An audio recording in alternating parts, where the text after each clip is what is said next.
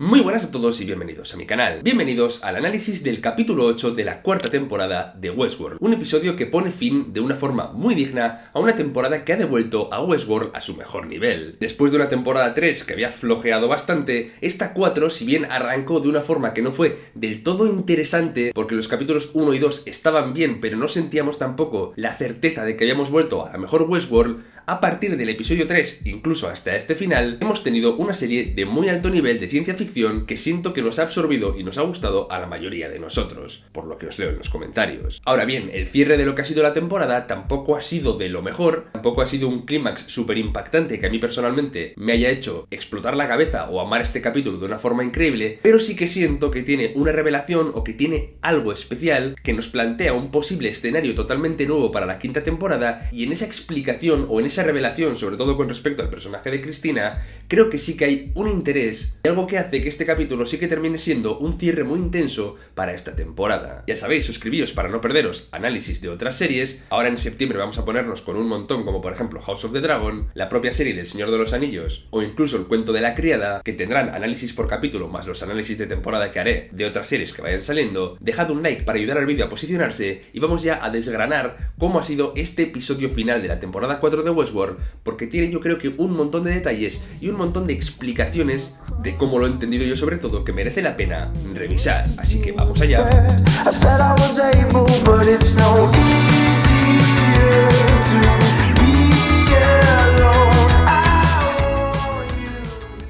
Vale, la primera escena del capítulo es una escena en la que vamos saltando de un personaje a otro, es decir, de un humano a otro. Algunos en el primer caso yo creo que son atípicos porque no están totalmente controlados por esas señales de la torre, o eso es lo que he interpretado yo, quizás sean simplemente humanos normales recibiendo esas señales, pero vemos ese caos que se ha formado que recuerda bastante, por ejemplo, al caos que se puede formar en películas como La Purga. Estas historias en las cuales pues la humanidad parece que en ciertos puntos se tienen que enfrentar entre ellos de una forma sádica y brutal. Pues bien, es una especie de buena presentación, como digo, siguiendo distintos personajes que nos llevan hasta el Hombre de Negro, para demostrarnos que este es de alguna forma el juego que él está queriendo jugar, o esta partida final en la cual él está involucrado. O al menos esta versión anfitrión suya que está siguiendo el hilo de la versión humana. Pronto también al inicio del capítulo se nos da la información de cómo Cristina ha sido capaz, o ella ha sido la autora quizá, de crear el mundo que la rodeaba dentro de esa vida que estaba viviendo. Es decir, ella ha sido capaz de crear a los personajes con los que interactuaba y se ha creado una especie de vida para tener un propósito o para poder ser feliz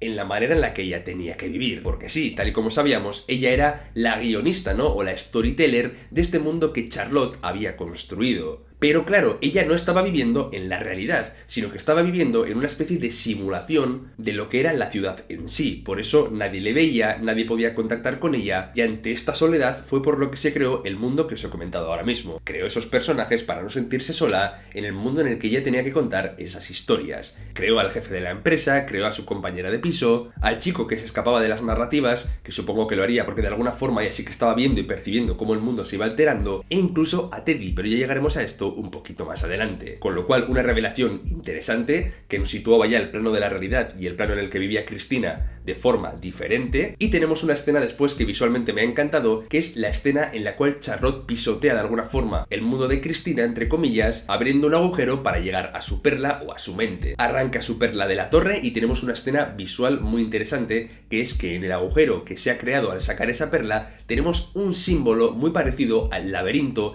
que significa tanto en esta serie, un laberinto que significa esa liberación. Bien, pues curiosamente, al sacar esta perla de alguna forma queda como ese símbolo de la liberación, porque va a ser el primer paso de la liberación final de Cristina o de Dolores, porque al final de la serie tampoco es que haya mucha diferencia, con lo cual se ha dado el primer paso dentro de ese laberinto para que ella sea finalmente libre. Que por cierto, visualmente también me ha encantado cómo se apaga el mundo en el que Cristina está viviendo, es decir, cómo se va apagando el fondo, cómo se va distorsionando hasta que al final solo queda ella y también se apaga. Eso ha sido visualmente, como digo, muy guay. Vale, después de una despedida en la que vemos cómo Clementine se va a alejar de Charlotte y también vemos cómo Charlotte va a ver al William que ha muerto, o que bueno, supuestamente ha muerto. Yo ya no doy por muerto a ningún personaje dentro de esta serie, o sea, es una locura poder morir un personaje, volver como anfitrión, volver como humano revivido, realmente no haber muerto. O sea, William de momento sí, oficialmente la versión oficial de la serie es que ha muerto, pero ya veremos. Y como digo, después de esto se indaga un poquito más en cuáles son las motivaciones de este William anfitrión que realmente ha cogido tanto del William original. En entendemos que él quiere purgar o terminar con este mundo, hacer borrón y cuenta nueva y que el mundo comience otra vez, con la gente más poderosa o la gente que ha sobrevivido a esta purga de los más débiles. Además, al mismo tiempo también se nos muestra que este siempre ha sido de alguna forma ese juego definitivo que él quería en Westworld. Recordad que en la primera temporada, después de que los anfitriones se rebelasen y utilizaran balas normales y él fuese herido en el brazo, en esa escena tan simbólica como digo, ahí se alegraba porque veía que el peligro del mundo, o digamos la dificultad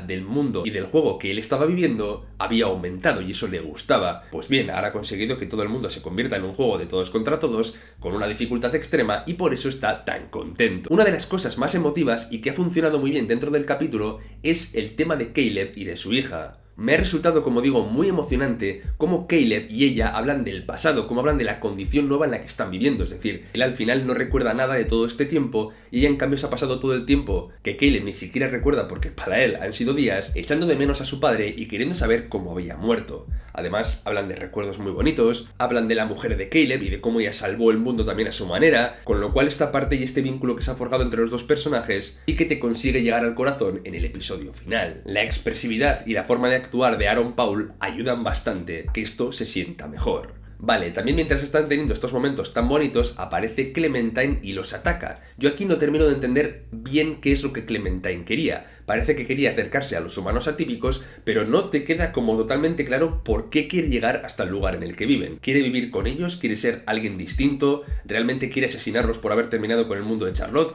Es algo que no se termina de aclarar del todo, pero lo cierto es que su actitud con respecto a Frankie y a Caleb es una actitud violenta, porque además ella incluso mata a Stubbs. En una muerte brutal, además. Esta escena de acción ha sido un poquito rara porque Frankie primero le dice que no le dispara porque no le quedan balas, pero después, al final, sí que dice que le quedaba una y le mete un tiro en la frente. No entiendo muy bien si es que le quedaba ya la bala desde el principio y no ha disparado o por qué no ha actuado hasta ese punto. Ha sido un poquito raro, como digo. Y en conjunto me queda una secuencia un poco confusa porque ni entiendo bien las motivaciones de Clementine ni la escena de acción me ha parecido demasiado coherente. Y vale, dejando esto a un lado, pasamos a cosas que sí que me han gustado, como por ejemplo descubrir que es esa especie de jardín vallado del que hablaba Cristina. El jardín vallado parece ser el lugar o el sitio en el que está un anfitrión cuando no está en un cuerpo físico, es decir, únicamente cuando está en esa perla. A mí me ha recordado un poco a Pokémon, es decir, a cuando el Pokémon está dentro de la Pokéball o está fuera.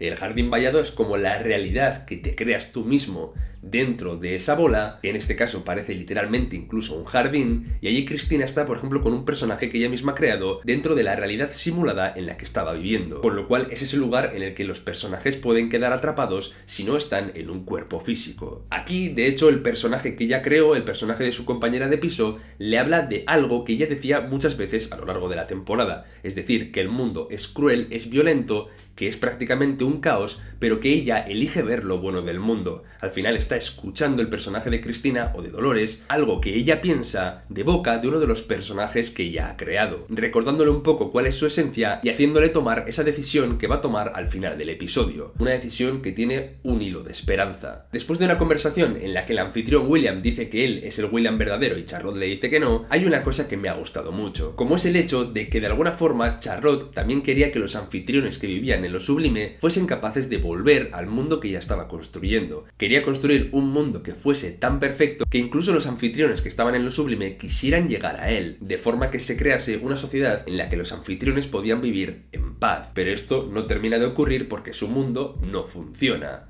Lo que nos explica esto es por qué Charlotte había mantenido tanto tiempo lo sublime activo o enchufado entre comillas, a pesar de no tener la llave para acceder a ello. Que por cierto, William se lo quiere cargar porque piensa que tanto los anfitriones como los humanos se han vuelto igual de locos, y esto es algo que la serie nos lleva repitiendo bastante a nivel conceptual en toda la temporada, que tanto los humanos como los anfitriones, cuando consiguen el libre albedrío, se comportan de una forma muy similar. Tal y como dice Dolores al final del episodio, repiten los mismos bucles. Y por eso hay cosas tan repetitivas dentro de la serie y cosas que nos recuerdan a otras que ya han sucedido. Porque uno de los puntos y temas importantes de la historia es ver que cuando tienes esa libertad o ese libre albedrío, se generan jaulas, se generan lugares en los que estamos atrapados, gente que controla a otra, y tal y como dice William, al final todos somos iguales, ya seamos máquinas o humanos. Y así llegamos a la parte del plan de Bernard que era necesaria para salvar el mundo. Recordad que Bernard nos aclaraba que no iba a ser capaz, quizá con esa historia que se estaba creando, de salvar la totalidad del mundo, pero iba a ser capaz de salvar una pequeña parte. Y esa pequeña parte dependía de que Charlotte se diera cuenta de que su mundo era un proyecto fallido y de dar una oportunidad nueva a su guionista, a su storyteller, que era Cristina, de crear algo diferente. Entonces yo entiendo que viendo todo lo que ha hecho William, viendo en lo que se ha convertido su mundo, como que su personaje recapacita un poco y cambia de opinión, dejando la esperanza de un mundo nuevo en la guionista que ya utilizaba. A nivel metafórico también está muy bien el momento en el que ella extiende la mano para coger la pistola que Bernard había dejado ahí para ella para que matase a William. Ese era como el acto que él hace para ayudar a que todo se cierre de una forma adecuada. Lo que me ha gustado en sí es que ella extiende el brazo izquierdo. Recordad que el brazo izquierdo lo tenía magullado o tenía cicatrices para recordarse a sí misma lo que la humanidad le había hecho. Cómo la humanidad le había arrebatado a su hija y a su familia en ese atentado en la temporada 3 y ella quería tenerlo presente, mantenerlo, para acordarse por qué estaba haciendo lo que estaba haciendo, por esa venganza. Pues bien, es justamente ese brazo con las heridas el que tiene que extender para coger la pistola que mate a William, para coger la pistola para terminar con quien realmente sí que está acabando con el mundo. Con lo cual esa metáfora de que el brazo del odio sea el que termina con quien quiere destruirlo todo está bastante guay y nos demuestra un poco esa redención final del personaje de Charlotte. El personaje de William anfitrión muere porque ella rompe esa bola, ella también se suicida al final, que fijaos que la bola que tiene o esa perla suya no sale de la frente o de la cabeza, sino que sale de la cara, o sea, es decir, de la nariz casi, y por eso ese disparo en el cerebro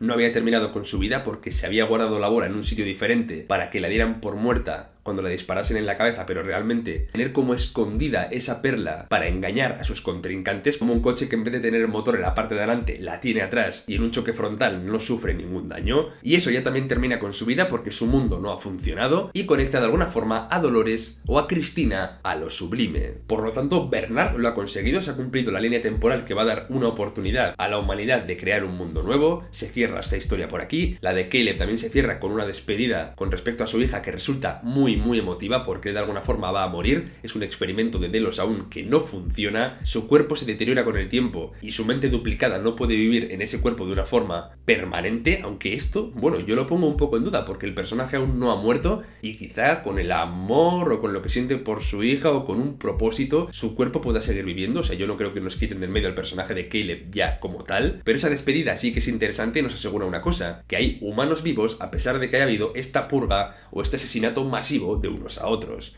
Esa frase que le dice a su hija de que su padre murió hace mucho y de que él ni siquiera sabe lo que es bastante desgarradora, y también la de que él es muy afortunado porque, sin saber muy bien quién es o qué es lo que verdaderamente es, ha sido capaz, como persona, de ver a su hija crecer habiendo muerto hace muchísimos años, con lo cual se siente también muy afortunado, y todo esto ha sido muy bonito, muy emotivo y creo que ha funcionado genial.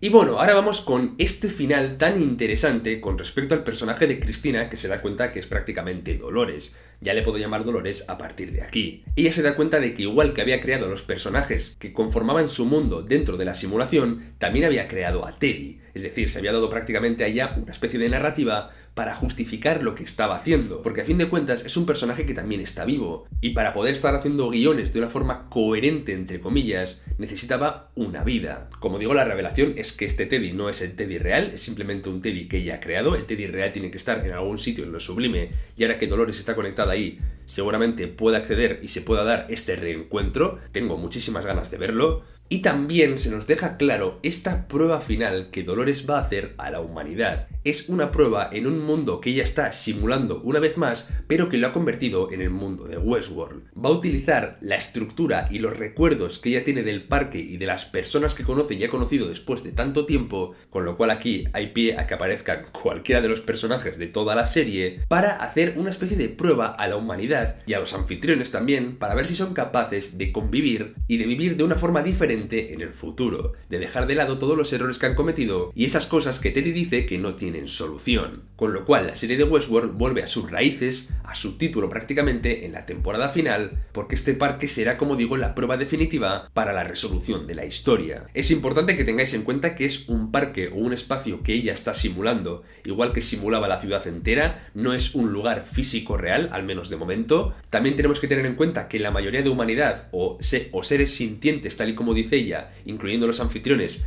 parece que han muerto, o sea, no sé cuánta gente, ya sean humanos o robots, han sobrevivido a esta masacre mundial. Se nos tendrá que aclarar un poco la temporada siguiente. Por ejemplo, es verdad que la hija de Caleb y su novia están vivas, con lo cual sí que siento que haya gente, al menos atípicos, que hayan sobrevivido a esto. Ya veremos si esta gente de alguna forma se conecta mentalmente al parque que Cristina está creando. También lo que os he comentado antes, que hay un montón de personajes que pueden volver a partir del recuerdo de Cristina o de Dolores. Todos los que ella haya conocido los puede volver a meter en el parque en modo de simulación, igual que tenía a Teddy en la simulación que vivía ella. Los personajes que están también en lo sublime van a aparecer o pueden reaparecer, como por ejemplo Teddy o Akichita, y ya veremos si hay alguna copia de Bernard. También la duda de si el personaje de William ha muerto o no de forma definitiva, es decir, el humano. Yo lo doy por muerto, pero quién sabe a estas alturas. Y luego el personaje de Caleb, si realmente esta despedida de su hija es porque él va a fallar del todo y va a morir, o puede que sea la versión que consiga realmente funcionar porque ha cumplido el objetivo de encontrar a su hija. No tengo ni idea de qué puede pasar por ahí. Lo que sí que es cierto es que nos queda un escenario muy interesante para la temporada final. Yo ya entiendo que la 5 va a ser la final. En este último bucle o esta última oportunidad que Dolores va a dar a la humanidad de seguir adelante, bueno, a la humanidad y también a los anfitriones. Así que nada, nos toca esperar para ver el desenlace de la serie. Creo que aún no está confirmada como tal la 5ª temporada, pero no creo que tarden en anunciarla, porque claramente la propia serie nos está diciendo